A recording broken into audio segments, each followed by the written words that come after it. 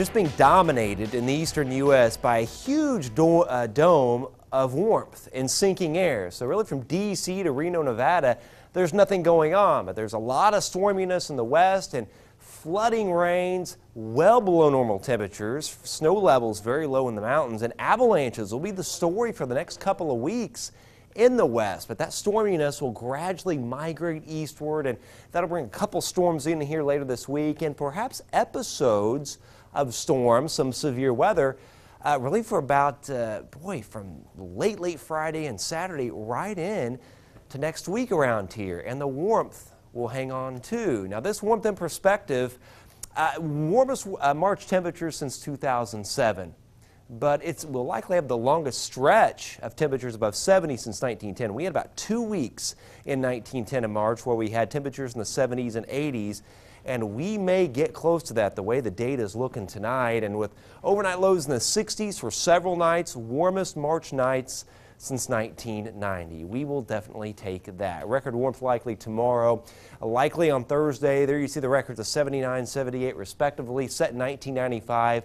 We will be very close, even exceeding those numbers. A couple scattered storms Thursday, and then again Friday, mainly Friday midday and afternoon.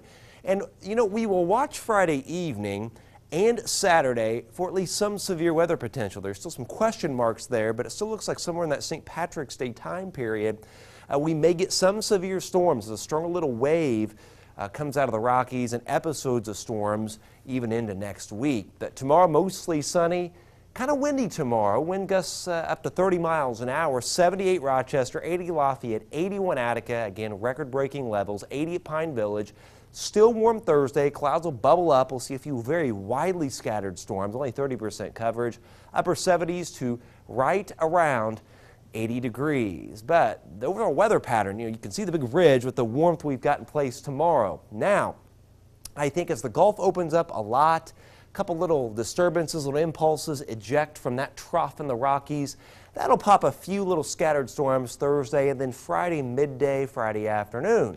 Now there'll be a more potent disturbance that comes out of the Rockies Friday evening and then into Saturday. That may bring some severe weather to the area, but there'll be other really strong disturbances off to the west that will eject and kind of ride the bend and bring severe weather to our area off and on for several days. So bottom line is, once we get to Friday and Saturday, we could get several waves of storms and perhaps some severe weather at times right into next week. And the warmth doesn't go anywhere either. A little fog tomorrow morning in places, 47, kind of cool. 73 noon, 80 at 5, the wind picking up out of the south-southwest. And, you know, we just lock in the weather pattern.